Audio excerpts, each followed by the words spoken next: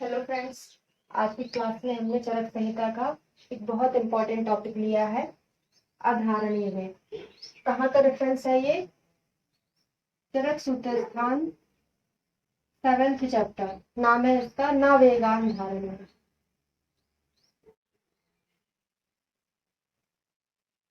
यहाँ से लिया हुआ है। इम्पोर्टेंट भी बहुत ज्यादा है क्योंकि हर एग्जाम में यहाँ से 1, 2 या 3 क्वेश्चन पूछे जाते हैं। वेग निग्रह रोग से पूछ लेते हैं, कभी चिकित्सा से पूछ लेते हैं। ठीक है, थोड़ा सा टफ है, इसीलिए थोड़ा समझ के याद करें। कुछ ट्रिक है और कुछ समझ के भी याद हो जाएगा। देखते हैं, चरक आचार्य चरक ने कितने बताए हैं? अधारणीय वेग 13 बताए हैं। और बागभट्ट, आचार्य बागभट्ट ने कितने बताए हैं? उन्होंने भी 13 बताया है। बस एक का रिप्लेसमेंट किया है, किसका? वो देख लीजिए, उद्गार। उद्गार के स्थान पर कास बताया है। उद्गार किसका है? चरक का। चरक ने उद्गार बताया है, उसको हटाकर आचार्य बागभट्ट ने क्या बता दिया है? कास बता दिया है। बस इतना अंतर है। ठीक है, पढ़ते चलते हैं आगे आगे। वेग निग्रह, पहला देखते हैं मूत्र। समझना है थोड़ा सा, हर एक चीज की ट्रिक नहीं है यहाँ पे, समझ के आपको याद हो जाएगा। पहला है मूत्र। मूत्र का धारण नहीं करना चाहिए, मूत्र के वेग का धारण नहीं करना चाहिए। अगर कर लेते हैं, मूत्र वेग का निग्रह कर लेते हैं, तो हमको क्या क्या चीजें होती है? वस्ती मेहन में शूल होगा, मूत्र कृच्छ शिरोरुजा, वंक्षण में आना है विराम। आचार्य बागभट्ट ने अंग भंग भी बताया है, मूत्र वेग निग्रह से अंग भंग हो जाता है। ठीक है, चिकित्सा क्या करेंगे? स्वेदन, अवगाहन, अभ्यंग, त्रिविध वस्ती, अवपीड़क, घृतपान। ठीक है, अब याद करते हैं। मूत्र, मूत्र का स्टोर कहाँ पे होता है? मूत्र का संग्रह कहाँ पर होता है? सभी को पता है, ब्लैडर में होता है, वस्ती में होता है। इसको क्या बोलते हैं? ब्लैडर। ब्लैडर कोई क्या बोलते हैं आयुर्वेद में? वस्ती बोलते हैं। तो मूत्र का संग्रह कहाँ पे होता है? वस्ती में होता है। कहाँ से निकलता है मूत्र? मेहन से निकलता है। ठीक है, तो दोनों चीज, जहां पर उस चीज का संग्रह होगा वहीं पर तो शूल होगा। ठीक है, तो मूत्र का संग्रह कहाँ होता है? वस्ती में होता है। कहाँ से निकलता है? मेहन से निकलता है। तो इन दोनों रीजन में क्या हो रहा है? शूल हो रहा है। ठीक है, मूत्र कृच्छ। अब जब मेहन में शूल हो रहा है तो मूत्र त्याग करने में क्या होगा? उसको कठिनाई होगी, कृच्छता होगी, मूत्र कृच्छ हो गया। शिरोरुजा, वंक्षण में आना। अब देखो, इसको अभी थोड़ी देर से याद करेंगे, फिर नीचे वाला पढ़ेंगे, इकट्ठा इसको याद रखेंगे। शिरोरुजा, वंक्षण में आना। वंक्षण मतलब होता है इनग्वायनल रीजन। इनग्वायनल रीजन इसी के आसपास है, जहाँ पे वस्ती प्रदेश है, जहाँ पर मेहन है, वहीं पे क्या है? वंक्षण है। तो वंक्षण में क्या हो रहा है? आना हो रहा है। और एक विनाम। विनाम मतलब क्या हो रहा है? तो जब उसको मूत्र त्याग करने में बहुत ज्यादा कठिनाई हो रही है तो क्या होगा? वो आड़ा टेढ़ा हो जाएगा। विनाम मतलब होता है थोड़ा सा मुड़ जाना, टेढ़ा हो जाना। ठीक है, तो उसको जब तकलीफ है तो विनाम होगा। आगे आते हैं पुरुष। पुरुष का चिकित्सा सबके लास्ट में देखेंगे, इतना कंप्लीट हो जाएगा तब। पुरुष, पुरुष का धारण करने से क्या हो जाता है? पक्वाशय में शूल, वात वर्चो अप्रवर्तनम। इसको स्पेशली बहुत अच्छे से याद रखना है। वात वर्चो अप्रवर्तनम, शिराशूल, आद्यमान, पिंडिकोद्वेष्टन। ठीक है, अब देखते हैं पक्वाशय में शूल। पुरुष का धारण, पुरुष कहाँ पे स्टोर हो रहा है? पक्वाशय में हो रहा है। ठीक है, ऐसे मूत्र कहाँ पे स्टोर होता था? वस्ती में होता था, तो वहां की प्रॉब्लम मिलेगी। यहाँ पे पुरुष पक्वाशय में हो रहा है तो पक्वाशय में शूल मिलेगा। वात वर्चो अप्रवर्तनम, ध्यान देना है। वात 1 नंबर डाल लेना, वर्च 2 नंबर। वात का भी प्रवर्तन नहीं हो रहा है, वर्च का भी प्रवर्तन नहीं हो रहा है, क्योंकि वर्च मतलब क्या हो रहा है? पुरुष। पुरुष को प्रवर्तन कराने के लिए हमें किसकी जरूरत है? अपान वायु की जरूरत है। अपान वायु, यहाँ पे वात अकेला लिखा हुआ है, समझ लेंगे। वात और वर्च का प्रवर्तन नहीं हो रहा, तो नाम ही तो है, पुरुष का धारण हमने कर लिया है तो वो निकलेगा नहीं। ठीक है, शिराशूल, अभी इसको याद रखेंगे। शिराशूल एक आद्यमान हो गया, और पिंडिकोद्वेष्टन। पिंडी के दृष्टन देखो, पुरुष के लिए है ना, पुरुष त्याग करने के लिए कैसी पोजीशन में बैठते हैं? ठीक है, उकड़ू बैठते हैं ना, तो उसमें क्या होता है, प्रेशर कहाँ पड़ता है हमारा, पिंडिकाओं पे पड़ता है। पिंडिका समझते हैं, काफ रीजन, जो काफ रीजन होता है उसको बोलते हैं पिंडिका, पिंडलियां। तो वहां पे पेन होगा, कब होगा, पुरुष के वेग धारण में होगा। ठीक है, अब हमारे पास क्या बचा, एक आना है, आद्यमान, शिरोरुजा और शिराशूल। अब हम इसको याद रखेंगे।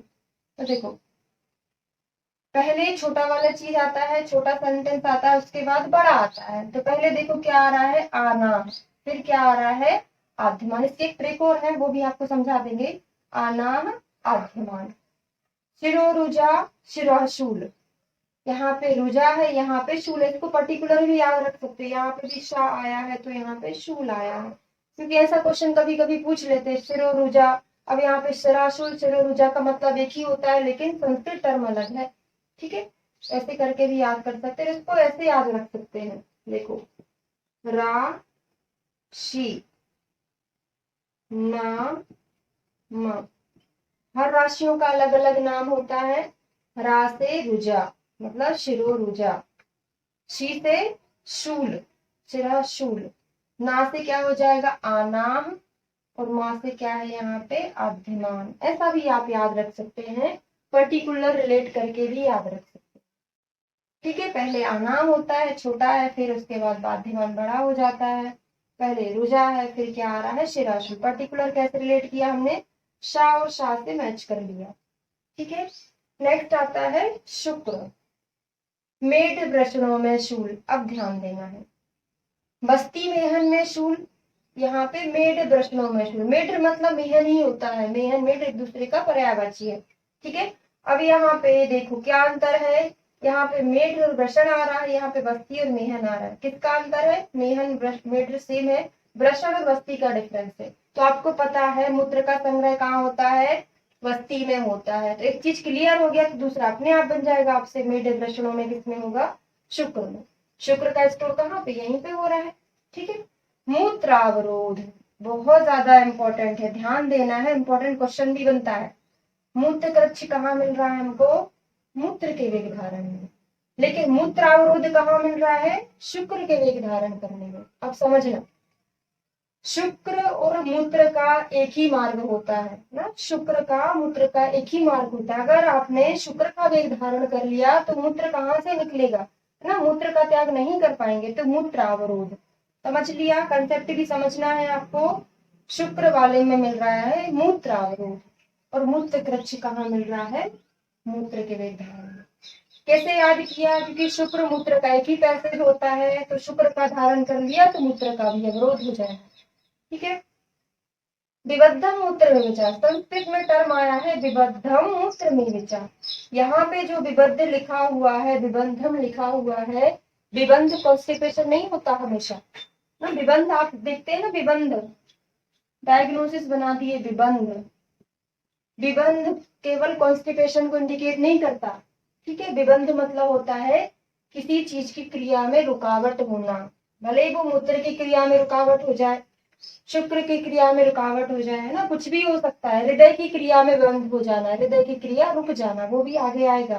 ठीक है, तो यहाँ पे जो विबंध है वो क्या है, रुक जाना, मूत्र का वेग रुक जाना। ठीक है, अंग मर्द, अंग मर्द और अंग भंग हम सबसे लास्ट में याद करेंगे, कहाँ कहाँ आ रहा है।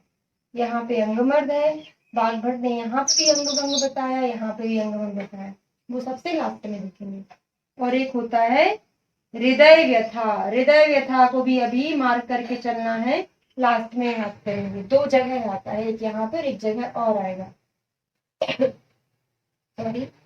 अब इनकी चिकित्सा देखते हैं। स्वेदन अवगाहन अभ्यंग। अब देखो, मूत्र का वेग धारण है, कहाँ होता है ये वाला रीजन, अधो में होता है, कटी प्रदेश में होता है। तो जो अवगाहन स्वेद कैसे करते हैं, एक टब में क्वाथ जो भी है, द्रव्यों का क्वाथ ले लेते हैं, थोड़ा सा उष्ण जल ले लेते हैं, उसमें बैठ जाते हैं। ठीक है, ये होता है अवगाहन स्वेद। ठीक है, तो स्वेदन करना है, स्वेदन अवगाहन भी एक प्रकार का स्वेदन है, अभ्यंग करना है। त्रिविध वस्ती, त्रिविध वस्ती बहुत इंपॉर्टेंट है, त्रिविध वस्ती दे सकते हैं यहाँ पे। अब देखो त्रिविध वस्ती में कैसे याद रखोगे, मूत्र में ये वाला त्रा है, कुछ कुछ कोडिंग है, कुछ कुछ समझना है। और इसमें भी यही वाला त्रा है। तो हो गया मूत्र, त्रा से त्रिविध वस्ती दे सकते हैं। और औपीड़क घृतपान, औपीड़क घृतपान आपको पता होगा, भोजन के पहले और बाद में जो देते हैं वो क्या कहलाता है, औपीड़क घृतपान। कैसे याद रखोगे, इसी से याद हो जाएगा। देखो त्रापन बनाते हैं ऐसे और ऐसे, 2 बार बनाते हैं, तो घी भी 2 बार दे रहे हैं, भोजन के पहले और बाद में दे रहे हैं। ठीक है, नेक्स्ट है पुरीश। पुरीश में देखते हैं स्वेदन, अभ्यंग, अवगमन। अब यहाँ पे आपको क्रम रखना बहुत इंपॉर्टेंट है ना, क्रम याद रखना बहुत इंपॉर्टेंट क्यों है, क्योंकि दोनों में थोड़ा सा डिफरेंस है। पहले स्वेदन, अवगाहन, फिर अभ्यंग। तो सिमिलर है, नाना वाली चीजें साथ साथ आ रही हैं। उसके बाद क्या है, स्वेदन अवगाहन को आसपास कर दिया, अभ्यंग को बीच में ला दिया। ठीक है, इसके नीचे क्या आया है, अभ्यंग और अवगाहन। अब यहाँ से स्वेदन को हटा दिया। देखो वैसे विमिड ब्रषण में जो प्रदेश मध्यम स्वेदन करने को बोला है, ठीक है, तो यहाँ पे क्या है, स्वेदन को हटा दिया, इतना याद रखना। पहले नाना वाले साथ में आ गए, अभ्यंग लास्ट में था, अभ्यंग को यहाँ पे बीच में कर दिया। अब यहाँ से स्टार्टिंग का स्वेदन ही हटा दिया। ठीक है, अब देखते हैं वर्तियो वस्ती कर्मचा। इसकी चिकित्सा में है वर्ती पुरीश ना, बुधवर्ती। यहाँ पे जो वर्ती है उसका मतलब होता है बुधवर्ती। यहाँ पे हम क्या करेंगे, पुरीश का अगर वेग धारण हो गया है तो वर्ती लगाएंगे, और बस्ती कर्म, और क्या करेंगे, उसको बस्ती देंगे। ठीक है, पता है आपको, जब पुरीश का वेग धारण हो जाता है, लोकल क्लींजिंग के लिए भी अपन सोप वाटर एनीमा देते हैं। ठीक है, तो ये लेकिन बस्ती कर्म डिफरेंट होता है। सोप वाटर एनीमा केवल लोकल क्लींजिंग के लिए होता है, बस्ती का कर्म सार्वदैहिक होता है। ठीक है, ये ध्यान रखना है, वो केवल हमने आपको समझाने के लिए बताया था। प्रमाथी अन्नपान, और कैसा अन्न देंगे, प्रमाथी। प्रमाथी का मतलब आपको पता होगा, ऐसा अन्न जो जो क्या करे, पुरीश को मथकर बाहर निकाल दे। ठीक है, प्रमाथी। तो प्रमाथी अन्नपान क्यों हमने दिया, क्योंकि ये पुरीश को मथने का काम करेगा और निकाल देगा बाहर। ठीक है, नेक्स्ट आता है शुक्र। ये वाला हमने याद कर लिया था, अभ्यंग अवगाहन। शाली पयो निरूहश्चा, साथ में आया है, पूरा सेंटेंस है संस्कृत का, शाली पयो निरूहश्च, शाली चावल दूध के साथ ना। और निरूह वस्ती, ध्यान देना है, क्या ध्यान देना, पुरीश में केवल वस्ती कर्म आया है, शुक्र में निरूह वस्ती आया है, उत्तर वस्ती नहीं आया है, ये आपको ध्यान देना पड़ेगा। ठीक है, यहाँ पे वस्ती कर्म है, यहाँ पे निरूह वस्ती है, और यहाँ पे त्रिविध वस्ती है। इकट्ठा भी याद भी करेंगे, रिवीजन करेंगे। चरणायुधा मांस, चरणायुधा मतलब होता है मुर्गा। क्या करते हैं, चरणायुधा जो होता है मुर्गा होता है, वृश्य होता है, बाजी कारक होता है, तो शुक्र में वो देते हैं। और मदिरा और मैथुन। अभी क्या हुआ था, शुक्र का अवरोध हो गया था, तो मैथुन से क्या होगा, शुक्र का प्रवर्तन होगा, उसी की हमको चिकित्सा करना है। ठीक है, अब देखो त्रिविध वस्ती कैसे याद किया था, मूत्र में ऐसा वाला त्रा है, त्रा से त्रिविध वस्ती। पुरीश में वस्ती कर्म है, शुक्र में निरूह वस्ती है। ये सारा समझना है और याद रखना है, समझ समझ के याद करना। अब इसकी ट्रिक नहीं बन सकती, ट्रिक हमने बना ली, आपको एग्जाम तक याद नहीं रहेगा। नेक्स्ट अधारणीय वेग आता है अधोवायु। क्या रोग मिलता है, विंड मूत्र वात का संग, वेदना, क्लम, आद्यमान और वातविका। चिकित्सा करेंगे इसकी, स्नेहन स्वेदन, वर्त्यो भोजनानी चा, और वस्ती कर्म। ठीक है, याद करते हैं। अधोवायु, आपको पता है अधो मार्ग से जितनी भी चीजों का, मूत्र का, पुरीश का विसर्जन होता है, वो कौन सी वायु कराती है, कौन सी वायु रिस्पॉन्सिबल है उसके लिए, अपान वायु। ठीक है, अगर अधोवायु, समझ लो अधोवायु मतलब कौन सी वायु होगी, है अपान वायु। लिखा नहीं है बुक में, लेकिन अधोवायु नाम से लिखा हुआ है, समझने के लिए अपन देखते हैं।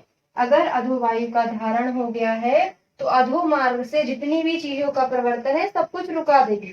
तो क्या क्या चीजों का प्रवर्तन होता है अधो मार्ग से, विंड का, मूत्र का और स्वयं वात का तो संघ है यहाँ पे, तो तीसरा क्या हो जाएगा, वात का भी संघ हो जाएगा। इसके पहले हमने क्या पढ़ा था, शुक्र में विबद्धम मूत्र में विचार, क्या पढ़ा था, विबद्धम मूत्र में विचार, मूत्र की प्रवृत्ति रुक जाती है वहां पे, ठीक है, वो ध्यान रखना है। वहां पे केवल मूत्र था, यहाँ पे क्या है, बिंदी भी है, मूत्र भी है और वात का संग भी है, ठीक है। वेदना होगी, क्लम है, आद्यमान, आपको याद आना चाहिए, इसके पहले हमने आद्यमान आपको कहाँ पढ़ाया था, पुरीश में भी पढ़ाया है, पुरीश। तो आद्यमान दो जगह मिल गया, कैसे याद रखोगे आप, आद्यमान हमें दो जगह मिला है, कहाँ कहाँ मिला है, एक पुरीश में मिला और एक कहाँ पे, अधोवायु में। कैसे याद रखोगे, पा मूवी आप सभी ने देखी होगी, पा पी, ये पा है ना, पा मूवी सभी ने देखी थी, उसमें अमिताभ बच्चन को दूसरी बीमारी थी, लेकिन अपन याद क्या कर लेंगे उसको, क्या था, आद्यमान था, प्रोजेरिया कुछ बीमारी थी उसको, लेकिन हम याद करने के लिए क्या करेंगे, पा मूवी में अमिताभ बच्चन को आद्यमान था, तो पा से क्या हो जाएगा, पी से पुरीश हो जाएगा, ए से अधोवायु, दोनों में क्या मिल रहा है, आद्यमान। तो ये समझने की भी बात है, अगर अधोवायु का निरोध हो गया है, गुदा से अधोवायु का प्रवर्तन नहीं हो रहा है, तो वायु का मार्ग कैसा हो जाएगा, विपरीत हो जाएगा, है ना, अब्डोमेन में आगे क्या करेगा, वो फुला देगा, तो आद्यमान करेगा, ठीक है। ऐसे पुरीश का वेग धारण हो गया, पुरीश का वेग धारण हो गया, कहीं ना कहीं इसका मतलब ये भी होता है कि वायु का वेग रुक गया है, तभी तो पुरीश का प्रवर्तन नहीं हो रहा है ना? तो क्या होगा, ये वायु का मार्ग फिर विपरीत हो जाएगा, फिर अब्डोमेन में जाके क्या करेगा, आद्यमान करेगा ना? इनकी पैथोलॉजी भी अपन समझ सकते हैं, ठीक है, हमने याद भी कर लिया ट्रिक बना के। फिर आता है वात विकार, जब वात का धारण किया है तो वात विकार तो हो गई। नेक्स्ट आता है छर्दी, कंडू, कोठ, व्यंग, कुष्ठ, विसर्प, यहाँ तक, और ये शोथ, यहाँ तक जो भी है ये वाला क्या है, स्किन डिसऑर्डर है। आपको पता होगा ना, जो स्किन डिसऑर्डर वाले पेशेंट आते हैं अधिकतर वमन भी कराते, विरेचन भी कराते, लेकिन अधिकतर क्या कराते हैं, वमन कराते हैं। एक चीज ये हो गया, दूसरा चीज क्या होता है, आपने वमन से क्यों रिलेट कर रहे हैं सर्दी को, सर्दी वमन दोनों में उल्टियां होना है, लेकिन इसमें बहुत मेजर डिफरेंस होता है। वमन को हम कैसा कराते हैं, एक्टिवली कराते हैं, सर्दी कैसी होती है, पैसिवली होती है, अपने आप होती है, वमन को हम खुद इंड्यूस करा के कराते हैं, ठीक है। लेकिन अभी सिमिलरिटी इसलिए मान रहे हैं, इस बेस पर मान रहे हैं कि दोनों में कुछ ना कुछ निकल रहा है, ठीक है। आपने वमन का अयोग पढ़ा होगा, वमन का अयोग मतलब हमने मेडिसिन दी, उसको अयोग हो गया, सही से उल्टी नहीं आई है, एक या दो वेग आया या फिर और कम आया, उसको क्या बोलते हैं, वमन का अयोग। वमन के अयोग में क्या मिलता है, सारे ही स्किन डिसऑर्डर मिलते हैं, मतलब वमन का अयोग मतलब क्या हो गया, उल्टी रुक गई है, तो यहाँ पे भी तो क्या है, उल्टी का रुक जाना, तो सारे स्किन डिसऑर्डर मिलते हैं। वहां पे क्या मिलता है, स्फोट, कोठ, कंडू, रित, खा, विशुद्धि, गुरु, गात्रता, ये सिद्धि स्थान में दिया हुआ है वमन के अयोग में ना, स्फोट, कोठ, कंडू, रित, खा, विशुद्धि, गुरु, गात्रता। तो देखो वहीं से आपको याद रखना है, कंडू, कोठ, व्यंग, कुष्ठ, विसर्प, ये सारा वमन के अयोग में मिलता है, तो सर्दी भी रुक गई है तो यहाँ पे मिलेगा। आपको स्पेशली दो याद रखना है, पांडु और ज्वर, मोस्ट इंपॉर्टेंट है, ये क्वेश्चन बहुत ज्यादा पूछा जाता है, पांडु और ज्वर कहाँ मिल रहा है, सर्दी में, इसको अपन रिलेट करके याद करेंगे। किसी को बुखार आता है, ज्वर होता है, तो क्या होता है, खाना पीना नहीं खाता तो एनीमिया हो जाता है, ठीक है। और ज्वर जब आता है, फीवर जब आता है, तो बहुत सारे पेशेंट को उल्टियां उल्टियां होती है, तो अपन ऐसे करके इसको याद रख लेंगे, ज्वर में बहुत ज्यादा उल्टी उल्टी होती है, सही से उसका खाना नहीं रहता है, तो उसको एनीमिया हो जाता है। इन दोनों को अपन ऐसे याद करेंगे, ठीक है। नेक्स्ट आता है शवथु, शवथु मतलब क्या होता है, छींक, शवथु मतलब क्या है, छींक होना। देखो जब छींक होती है तो किस किस चीज का इन्वॉल्वमेंट होता है, छींक कहाँ से, नाक से हो रही है, लेकिन जब छींकते हैं बहुत जोर से तो पूरा ये वाला रीजन, ऊर्ध्व चतुर्गत वाला रीजन, इसका पूरे का मूवमेंट होता है छींकने पर, अगर बहुत जोर से छींक आ रही। तो यहाँ पूरा ऊर्ध्वजत्रुवत में सारे डिसीज मिल जाएगी। देखो मन्यास्तम, बहुत जोर से छींका तो गर्दन अकड़ जाती कभी कभी। सिरहाशूल, एक जगह और पढ़े थे हम पुरीश में, है ना। लास्ट में जब ये टॉपिक खत्म हो जाएगा तब कहाँ कहाँ सिमिलर चीज आई है वो अपन लास्ट में देखेंगे। अर्दित, हाँ अर्दित, मुंह भी टेढ़ा टेढ़ा हो सकता है इसमें छींकने पर। अर्धा भेदक, सिर दर्द हो रहा, इंद्रिय दौर्बल्य। अब देखो छींक भी किससे आ रही है, घ्राण इंद्रिय से आ रही है, तो क्या होगा, इंद्रिय दौर्बल्य। इसकी एक ट्रिक भी लिख लो, इसकी ट्रिक है AMIS, अमीषा। अमीषा नहीं पढ़ना, एच नहीं लगाना बीच में, नहीं तो गड़बड़ हो जाएगा। अमीषा, ठीक है। अमीषा नाम की कोई लड़की है, उसको क्या आई, छींक आई, तो क्या हो जाएगा ए से। अब ये कोई इससे कोई कोडिंग नहीं होता है, लेकिन आपको याद रहे कि क्या क्या चीजें आती है जो जिनकी लिखने की परीक्षा होती है उनको ये पूरे लक्षण याद होना चाहिए, है ना। ऑब्जेक्टिव में कोई ज्यादा टफ नहीं होता, वो आपको ऑप्शन देगा और आपको बस एक टिक करना होता है, ठीक है। तो ए से हो जाएगा अर्धाभेदक, एम से मन्यास्तंभ, आई से इंद्रिय दौर्बल्य, एफ से शिराशूल और ए से क्या हो जाएगा, अर्दित हो जाएगा। बाकी हमने समझ भी लिया है और एक ट्रिक भी याद कर लिए हैं, ठीक है। अब चिकित्सा देखते हैं। अधोवायु, क्या करना, स्नेहन स्वेदन। सभी को पता है वात की चिकित्सा क्या है, स्नेहन। तो स्वेदन भी है, स्नेहन स्वेदन से हम वायु को हर सकते हैं।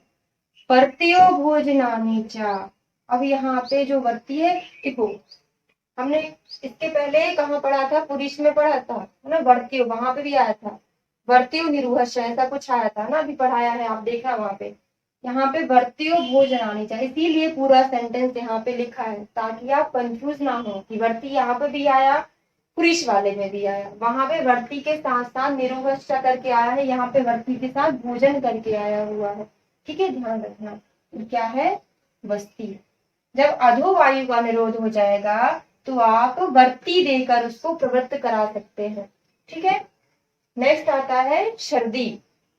अब देखो उसको सर्दी का वेग धारण है, मतलब उल्टी नहीं हो रही है, तो आप क्या करोगे, भुक्त्वा प्रच्छर्दनम, उसको कुछ खिलाकर उल्टी करा दोगे तो क्या हो जाएगा, सर्दी का वेग धारण था वो निकल जाएगा। अब यहाँ पे अधिकतर सभी पंचकर्म है, देखो अधिकतर बोल रहे हैं। प्रच्छादना मतलब वमन हो गया, विरेचन हो गया, रक्तमोक्षण को इंक्लूड नहीं किया आचार्य चरक ने पंचकर्म, लेकिन दूसरे आचार्य ने किया हुआ, ठीक है। तो प्रच्छर्दन हो गया, रक्तमोक्षण, विरेचन, और बाकी यहाँ से कोई क्वेश्चन नहीं बनता, 3 क्वेश्चन बनता है। सबसे ज्यादा क्वेश्चन ये वाला पूछा जाता है, भुक्त्वा प्रच्छर्दनम किस अधारणीय वेग की चिकित्सा है, वो किसकी है, सर्दी की है, ठीक है। तो विरेचन भी दे रहे हैं यहाँ पे। नेक्स्ट आता है शवथु।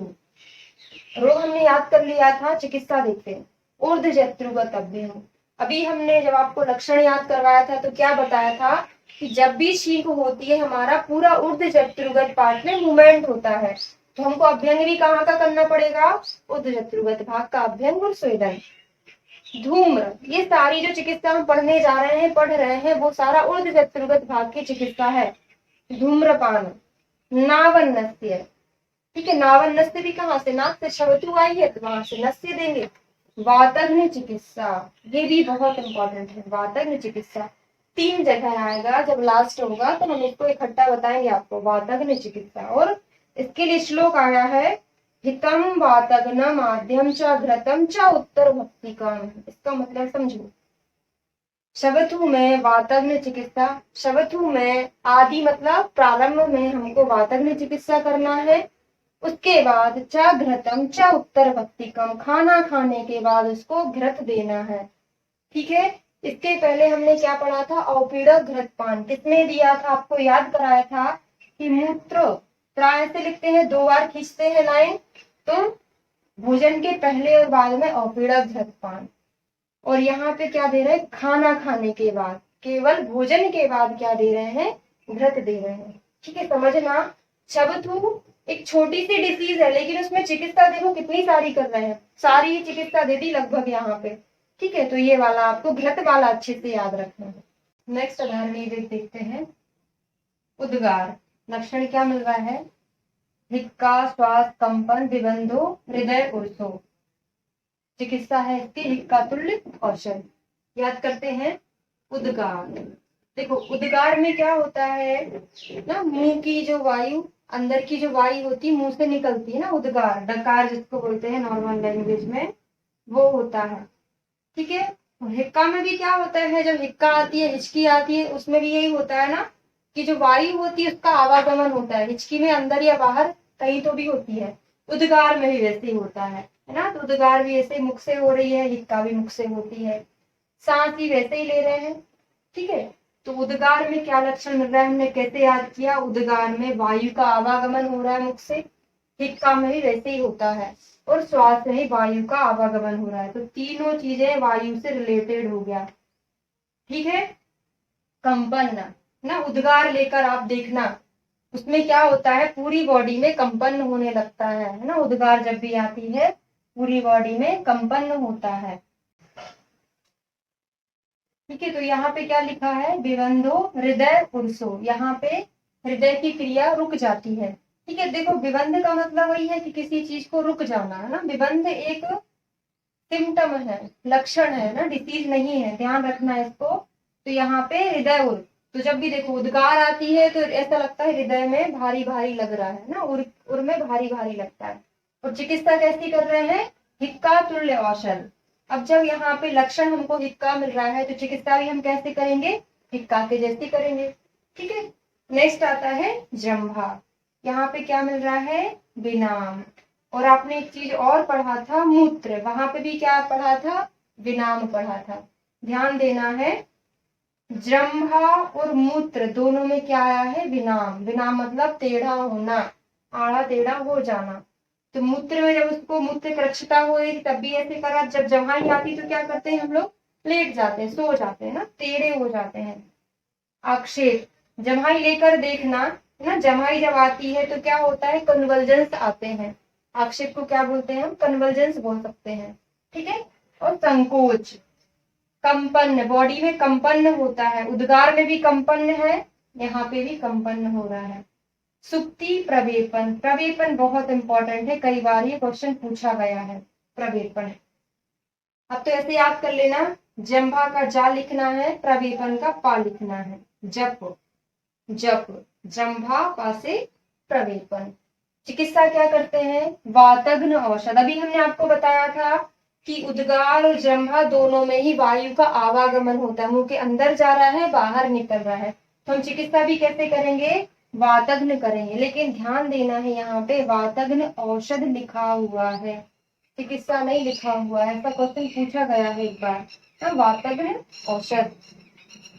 क्षुधा ना, भूख का वेग धारण कर लिया। अगर आप खाना नहीं खाएंगे, भूखे हैं बहुत समय से, तो क्या होगा, दुबले होते चले जाएंगे, दुर्बलता आ जाएगी। और जो इंसान भूखा रहता है उनका चेहरा कैसा दिखाई देता है, वैवण्य दिखाई देता है ना। डिस्कलरेशन नहीं समझेंगे, वैवण्य मतलब क्या समझेंगे, थोड़ी सी दीनता टाइप की दिखाई देती है, वैवण्यता दिखाई देती है। और अंगमर्द, बॉडी में क्या होगा, पेन होगा, खाना नहीं खाया है तो अरुचि हो जाएगा, और चक्कर भी आएगा। पढ़ के सारा समझ में आ रहा है कि खाना नहीं खाने पर 2-3 दिन का उपवास रख लिया तो हमको क्या क्या लक्षण मिलेंगे। तो चिकित्सा भी हम वैसे ही करेंगे, क्या कर देंगे, स्निग्ध उष्ण लघु भोजन कराएंगे ना, कभी क्वेश्चन नहीं पूछा गया है इससे। पिपासा, कंठास्थ शोष, गला मुख सूख जाता है, तो पिपासा का एक लक्षण ही है ये। बाधिर्य, बहुत बार पूछा गया है, बाधिर्य बहुत ज्यादा इंपॉर्टेंट है। बाधिर्य किसके धारण करने से होता है, पिपासा। जब किसी इंसान को प्यास लगी है, उसको कुछ भी नहीं सुनाई देगा, उसको क्या सुनाई देगा, अकेला पानी। ना केवल याद करने के लिए टिक बता रहे हैं कि उसको क्या सुनाई देगा, अगर कोई पानी बोल दे, कुछ पिपासा में कुछ भी नहीं सुनाई दे रहा, केवल पानी का शब्द सुनाई देगा उसको, बाधिर्य है ना। हमने जो इसको याद करने की एक ट्रिक बना ली। साध, हृदय व्यथा, हृदय व्यथा हमने एक जगह और पढ़ा था, कहाँ पर, पुरीश में। देखो थोड़ा सा मैच कर रहा होगा, पिपासा पुरीश सिमिलर है, पा से आया हुआ है, पुरीश पिपासा दोनों में हृदय व्यथा। उसको थोड़ा सा समझ के भी याद कर लेंगे, जब प्यास लगी है तो उसके हृदय में व्यथा हो रही है, मुझे पानी कब मिलेगा, तो क्या हो गया, पिपासा में हृदय व्यथा और पुरीश में भी। तो अपन ने इसको ऐसे भी मैच कर लिया और पर्टिकुलर भी याद कर लिया है। चिकित्सा क्या करेंगे, जब प्यास लगी है तो उसको शीत उपचार देंगे, ठंडा पानी पिलाएंगे और तर्पण देंगे, तर्पण पानी। नेक्स्ट आता है वाष्प। क्या क्या रोग मिलता है? प्रतिशय, अक्षी रोग, हृदय रोग, अरुचि और भ्रम। ठीक है। वाष्प, वाष्प मतलब समझते हैं, वाष्प मतलब क्या होता है? अश्रु। हाँ, वाष्प नाम से ही आया हुआ है, लेकिन वाष्प को क्या बोलते हैं? अश्रु। अगर रोना रोना रोक लिया है ना, अश्रु का वेग हमने धारण कर लिया, अगर वो आंसू आंखों से नहीं निकलेंगे तो कहाँ से निकलने लगते हैं? नाक से, है ना। आपने देखा होगा जब बहुत ज्यादा रोते हैं तो नाक से भी पानी निकलने लगता है। तो अपने वैसे ही याद कर लिया, अगर आंखों से पानी नहीं आएगा तो कहाँ से निकलने लग गया? वो नाक से निकलने लग गया, प्रतिशय हो गया। अगर आपने अश्रु का वेग धारण किया, आंखों से आंसू नहीं निकले हैं तो क्या होगा? आंखों के रोग हो जाएंगे ना। अगर आंखों से पानी निकलेगा, जितनी इम्प्योरिटी है वहां पे है वो निकल जाएंगी तो आंखों के रोग नहीं होंगे। अगर आपने वो धारण कर लिया है तो क्या होगा? आंखों के रोग हो जाएंगे। और अगर धारण किया है तो बहुत सारे लोग ना जो रोते नहीं है, अंदर ही अंदर घुटते रहते हैं, तो उनको क्या हो जाता है? हृदरोग हो जाता है। अगर अपनी वेदना किसी को नहीं बताते हैं, नहीं रोते हैं, तो उनको क्या हो जाता है? हृदरोग। बहुत सारी मूवी में आपने देखा होगा ना कि सदमा लग जाता है, वो लोग नहीं रोते तो उनको रुलाने की कोशिश करते हैं, क्योंकि इससे किस चीज का भय रहता है? हृदरोग का भय रहता है। अरुचि है और भ्रम है, तीन बहुत इंपॉर्टेंट है, इनको हमको याद रखना, और समझ के हमने याद रख लिया है। ठीक है। निद्रा में क्या है? जंभा, अंगमर, तंद्रा, अक्षी। देखो जंभा एक स्वयं में एक अधारणीय वेग भी है, ठीक है, और एक लक्षण भी मिल रहा है किसके अंतर्गत? निद्रा के अंदर। अगर नींद नहीं लेते हैं, ठीक है, तो क्या आती है? जम्हाइया आती है, जंभा आती है। अंगमर्द लास्ट में याद करेंगे, तीन जगह हमको मिल गया है। तंद्रा, हाँ, तो निंद्रा में जंभा तंद्रा कॉमन है। अक्षी गौरव, अब ध्यान देना है, ना रोने से अक्षी रोग हो रहा है, नींद ना लेने से अक्षी गौरव हो रहा है। समझ सकते हैं? सोए नहीं है, नींद नहीं ली है तो आंखें कैसी लगती है? भारी भारी लगती है। ना सोने से गौरवता आ रही है, आंखें भारी भारी लग रही है। यहाँ पे क्या हो रहा है? रोग हो रहा है। ठीक है। और क्या है? शिरोरोग ना, सही से नहीं सोते हैं, सिर दर्द होने लगता है, सिर के रोग हो जाते हैं। लास्ट आता है श्रम निश्वास। इसका मतलब है श्रमजन निश्वास, बहुत ज्यादा आपने श्रम कर लिया है उसके कारण क्या होती है? सांस फूलने लगती है, तो इसको इसको श्रमजन निश्वास पढ़ते हैं। ठीक है। क्या मिल रहा है? गुल्म, हृदरोग और सम्मोह। सम्मोह मतलब मूर्छा होता है। अब देखो, हृदरोग यहाँ पे भी है और यहाँ पे भी आ रहा है। ठीक है। तो वाष्प में और श्रमजन निश्वास में क्या आ रहा है? हृदरोग।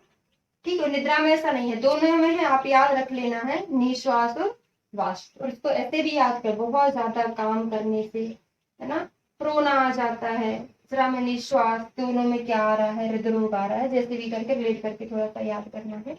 अब चिकित्सा देखते हैं। वाष्प, वाष्प का वेग धारण किया था, है ना, तो क्या होगा? अब इसको सुला दो।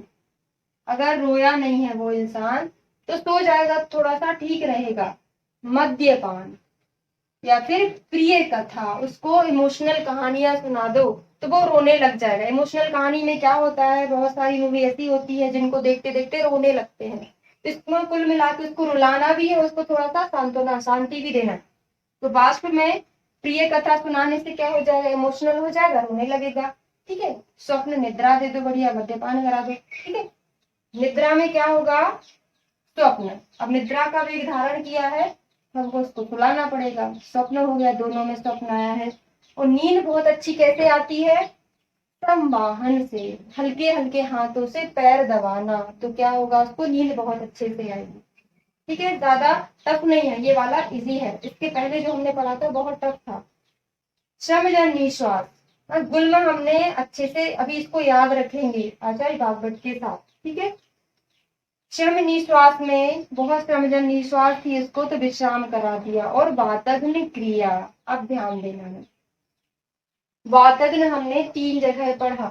कहाँ कहाँ पढ़ा? देखो, एक हमने शवथु में पढ़ा, एक जंभा में, और एक कहाँ पे आ गया? श्रम निश्वास में आ गया। ठीक है।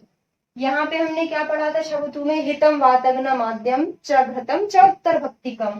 तो हितम वातग्न माध्यम लिखा हुआ इसके पहले इसमें है हितम वातग्नम आद्यम, ठीक है। जंभा में हमने क्या पढ़ा था, वातग्न औषध पढ़ा, और यहाँ पे क्या पढ़ रहे हैं, वातग्न क्रिया। क्वेश्चन पूछे गए हैं इस टाइप के, कैसे याद करेंगे। अब देखो, जब हम श्रम करते हैं तो श्रम क्या है, एक प्रकार की क्रिया है। श्रम करना एक प्रकार की क्रिया है, तो इसमें क्या आया है, वातग्न क्रिया आया हुआ है, ठीक है। अब ये वाला जब शब्दों का आएगा तो इसमें पूरा आपको सेंटेंस देगा, हितम वातग्न माध्यम च घृतम च उत्तर भक्तिकम, ठीक है। अब जंभा का किला याद करना है कि जम्भाई में क्या होता है, वायु बाहर निकल रही है, तो उसमें हमको वातग्न औषध देना पड़ेगा, ठीक है। ये हो गया हमारा कंप्लीट। अब देखो गुल्म याद करते हैं। आचार्य चरक ने गुल्म कहाँ बताया है, श्रमजन निःश्वास में। अब देखो आचार्य बागभट्ट ने 3 जगह बताया है गुल्म। पहला तो श्वास, उन्होंने श्रमजन निःश्वास ना बोल के क्या बोल दिया है, केवल श्वास बोला है। दूसरा आता है अश्रु वेग धारण, अश्रु मतलब वही वाष्प होता है, ठीक है। तीसरा आता है अधोवायु। इन 3 अधारणीय वेग में आचार्य बागभट्ट ने गुल्म की उत्पत्ति मानी है। कौन कौन सा हो गया, श्वास, अश्रु और अधोवायु, ठीक है। अब इनको आपको कोई भी कोड बना के याद करना है। 3 चीजें हमने आपको बता दिया है, श्वास, अश्रु, अधोवायु से आचार्य बागभट्ट ने गुल्म होना बताया है, ठीक है। हमारा एक टॉपिक और रह गया है, क्या रह गया है, अंग मर्द और अंग भंग। कहाँ कहाँ मिलता है वो देख लेते हैं। देखो अंग मर्द 3 जगह मिलता है, अंग भंग भी 3 जगह मिलता है। तो पहले हम देखते हैं अंग मर्द।